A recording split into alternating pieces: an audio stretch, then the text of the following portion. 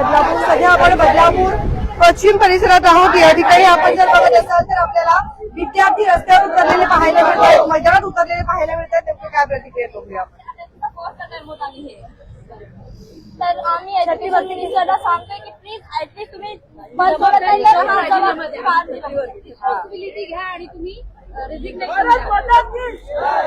आपण जर बघत असाल तर इथे आपल्याला जंतर मंतर जे काही चालू आहे आंदोलन, मोर्चा जो काही सुरू आहे दिल्ली या ठिकाणी, त्याचे पडसाद जे आहेत ते बदलापूर शहरामध्ये उमटताना पाहायला मिळत आहेत. आणि अनेक विद्यार्थी जे आहेत ते सध्या आता रस्त्यावर उतरलेले आहेत. बदलापूर पश्चिम या ठिकाणी आपण सध्या आलेलो आहोत. सर्वसामान्य विद्यार्थी आहेत, कुठल्याही पक्षाचे हे विद्यार्थी नाहीयेत.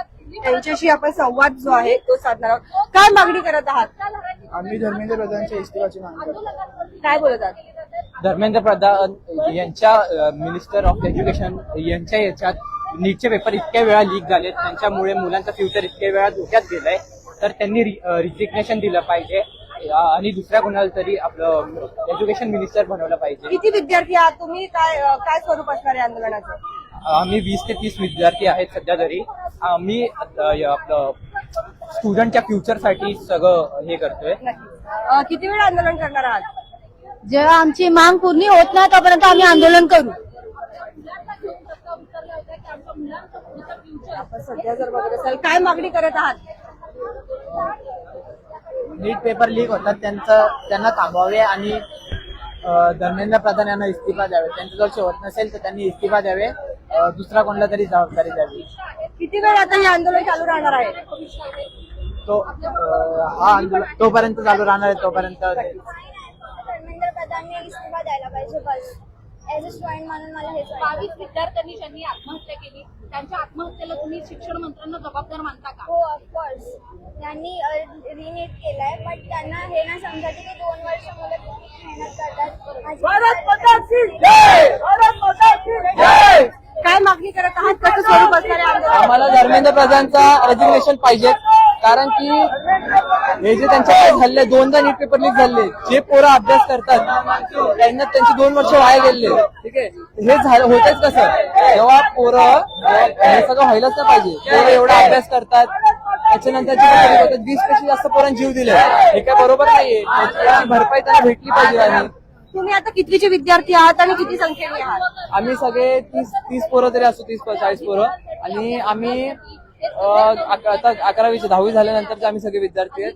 आणि आम्हाला असं वाटलं की आम्ही त्यांना सपोर्ट केला पाहिजे. एवढं ते सोनम वांचू सर तिकडे एवढं करतायत, फास्टिंग करतात आमच्याकडे, अभिजित दीक्षित सर एवढं हे करतायत, त्यांच्याकडे आम्ही पाठिंबा देण्यासाठी आम्ही इकडे सगळे आलो. मुख्य मागणी काय असणार आहे तुमच्या सगळ्या? धर्मेंद्र प्रधानचा इस्तिफा पाहिजे.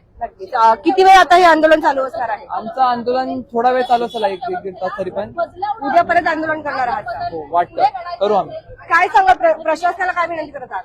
आम्ही हेच सांगू की हे जे आमच्याकडनं झाले, आता समजा पोरगा जर का कॉपी करताना पकडला गेला तर त्याला 3 वर्षासाठी बॅन करून टाकतो. जेव्हा यांच्या एवढ्या मोठ्या चुका होतात, त्याच्यामुळे पोरांचे जीव जातात, एवढं सगळं प्रॉब्लेम होतं, त्यांचा भरपाई कुठून भेटणार? कोण देणार याची भरपाई? काय जेव्हा आम्ही मागतोय, मग तुम्ही हे बघा, जर का दुसऱ्याचा नीट पेपर लीक होतोय, व्हायलाच नाही पाहिजे. होतंय मग तुम्ही करताय काय?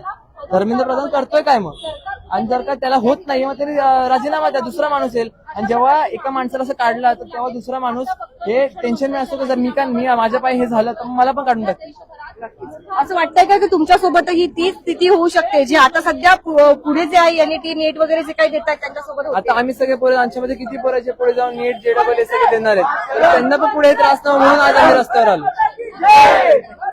आपण बघत आहात की अनेक विद्यार्थी जे आहेत ते आपल्याला रस्त्यावरती उतरलेले पाहायला मिळत आहेत. सध्या आता सकाळी सुद्धा आपण बघितलं एक आंदोलन जे आहे ते बदलापूर शहरामध्ये होत होतं आणि आता जरी आपण बघितलं तरी सुद्धा आंदोलन जे आहे ते इथे सुरू आहे. आणि इस्तिफा जो आहे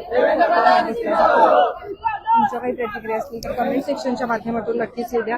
सध्या जो काही आंदोलन सुरू आहे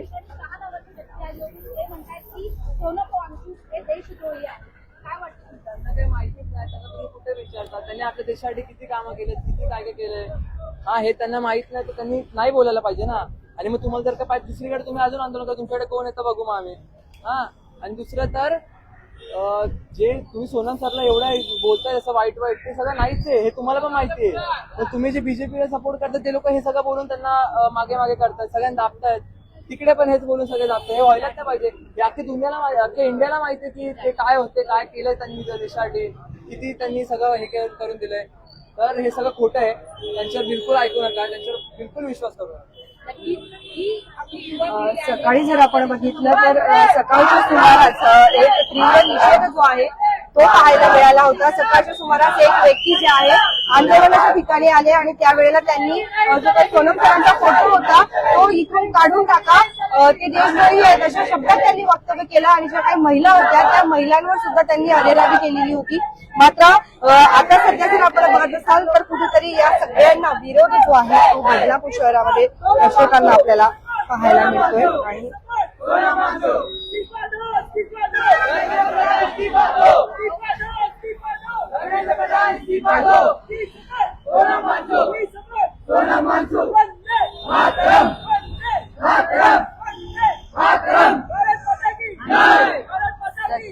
सध्या आंदोलन सुरू आहे बदलापूरमध्ये.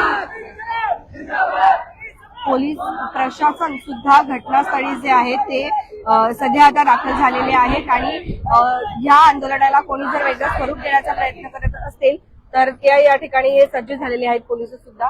आपण जर बघत असाल तर अगदी 10वी आणि 11वी मध्ये शिकत असलेले हे विद्यार्थी आहे. कुठल्याही पक्षाचे किंवा कुठलाही याच्यामध्ये काही एक समावेश नाहीये. एक सर्वसामान्य विद्यार्थी म्हणून आज रस्त्यावर उतरले आणि फक्त न्याय मागतायत की जे काही अनेक विद्यार्थ्यांनी आत्महत्या केलेली आहे कुठेतरी त्यांनाही न्याय मिळाला पाहिजे आणि शिक्षण व्यवस्था जी आहे ती सुधारली गेली पाहिजे असं या ठिकाणी.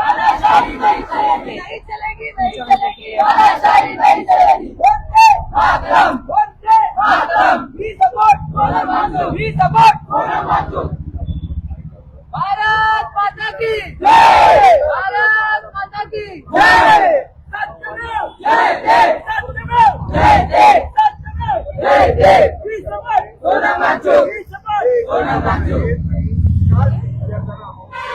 मारहाण करण्यात आलेली त्याच्या संपूर्ण घटनेच्या निषेधार्थ आपण हे सगळे विद्यार्थी एकत्र आलेले आहेत आणि काल जी मारहाण झाली त्याचा आपण पाहिलं सध्या जो काही निषेध करण्यात येतो. खरं तर विद्यार्थ्यांना पाहिलं जातं आणि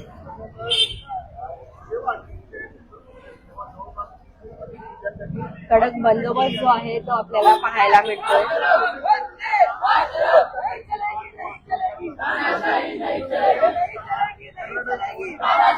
तुम्ही या आंदोलनाला सपोर्ट करत आहात का? तुमचा या आंदोलनाला पाठिंबा आहे का? आम्हाला नक्की सांगा.